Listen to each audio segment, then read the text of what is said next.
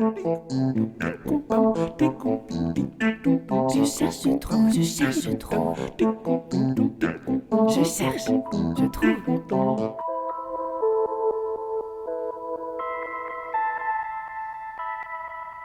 Bon allez, je crois que c'est bon là, on a assez répété, on va pouvoir tourner. Impact environnementaux du numérique, Tech One. Ah ouais, mais là, il se fait tard, là. On peut pas remettre ça à demain? Pourquoi? J'ai jusqu'à ce soir pour terminer le défi Imaginez le monde de demain sur Minecraft. Le monde de demain? Ouais, je fais une ville ultra futuriste avec des objets connectés de partout. Il y a même une cabine de douche dans laquelle tu peux prendre ton café et qui te téléporte direct où tu veux. Adieu le GPS. Mais qu'est-ce que t'as contre le GPS? Rien, au contraire, j'adore. Sans lui, je me perds au bout de ma rue. Mais ça t'inquiète pas? T'es complètement accro et ça t'inquiète pas. Et voilà, encore les grands mots. Mais non, mais c'est pas des grands mots. On est dépendant et ça va pas en s'arrangeant. Plus on dématérialise, plus on est dépendant. Si on n'a plus de carte vitale, ça veut dire qu'on va être obligé de se soigner avec un smartphone? Et encore, ça c'est si t'as du réseau. Ouais, mais t'inquiète, il y a la 5G qui arrive, ça sera mieux. Mais ça veut dire quoi mieux pour une technologie? Parce que tu connais la différence avec celle d'avant, toi? À part qu'il faudra que tu changes de téléphone? Il y a un petit problème que tu sembles oublier. Dans 50 ans, si on n'a plus accès aux métaux pour fabriquer un ordinateur, on fera quoi si tout est numérique? Plus d'accès aux soins? À l'école? Aux services publics? Non, mais c'est vraiment maintenant qu'il faut y penser. Pas quand on sera en pénurie. Il y en a même qui disent que réduire le numérique ne suffira pas. Qu'il faudrait carrément en sortir. Et l'ordinateur quantique, tu connais? On devrait peut-être accélérer l'innovation, au contraire, pour trouver de nouvelles solutions. Mais accélérer, je veux bien, mais si c'est pour finir dans le mur plus vite, je vois pas l'intérêt. On nous dit, il faut consommer responsable.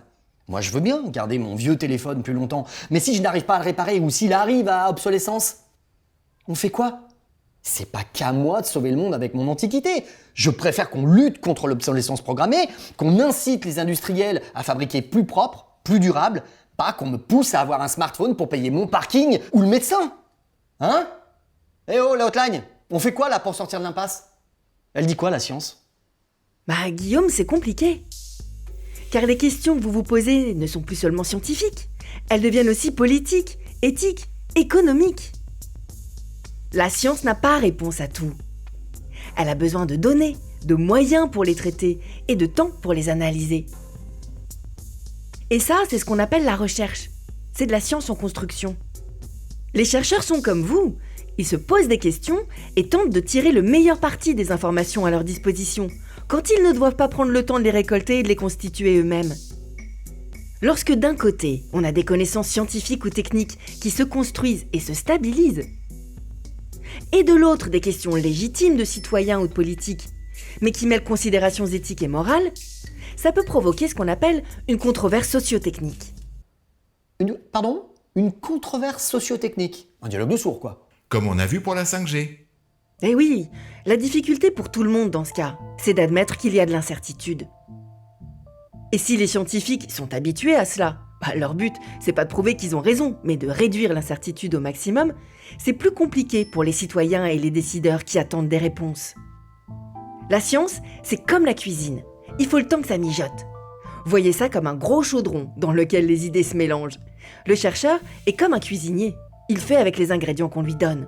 Son travail dépend donc des volontés politiques, des budgets, des réglementations. Faut lui laisser un peu de temps. Oui, mais enfin là, il y a urgence. Oui, c'est vrai, mais construire une connaissance ne signifie pas qu'on ne sait rien. On peut évaluer grâce aux indicateurs.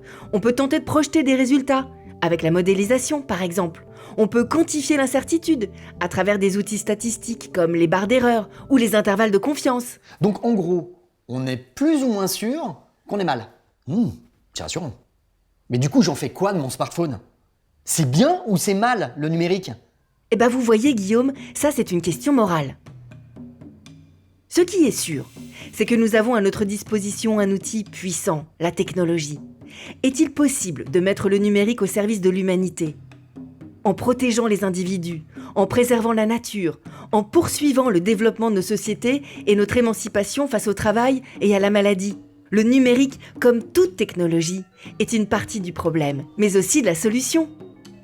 L'idée n'est pas de faire une liste et de pointer dedans ce qui serait bon ou mauvais, car les facteurs et les acteurs sont multiples. Chacun d'entre nous a une responsabilité du point de vue de ses usages.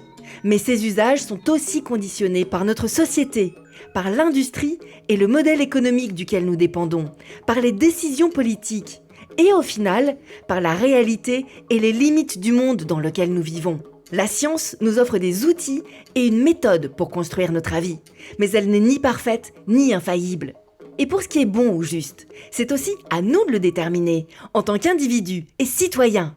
Mais attends, si c'est nous qui avons la solution, c'est pas seulement un MOOC qu'il faut faire. Il faut qu'on discute ensemble de ce que l'on veut. Il faut se faire entendre. Il faut faire un débat, une loi. Ouais, c'est ça. Bah pendant que t'appelles Amazon et l'Elysée, moi je commence à ranger, hein. Non, tu es désespérant, hein. Et oui, ça veut pas dire que c'est à vous de tout porter.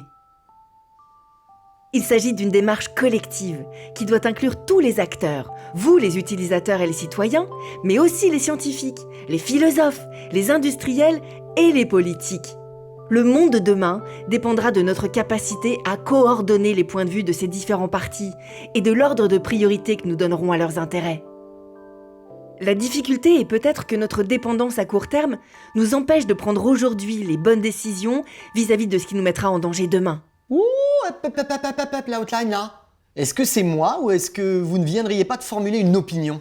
Moi, non. Ben si, le passage à la fin là sur ce qu'on doit mettre en priorité. J'ai dit peut-être, Guillaume. C'est une hypothèse. En science, on émet des hypothèses pour... Pour changer le monde, comme pour ma cabine douche de téléportation. Hypothèse. C'est bon. Allez, les impacts du numérique. D'ailleurs, c'est très intéressant ce concept, Théo. Vous trouvez? Ah oui. Mais la téléportation, c'est pas pour tout de suite, hein. Ouais, je sais. On peut regarder ça ensemble si vous voulez. Bah oui, tu peux te refuser. Les impacts environnementaux du numérique, Take One.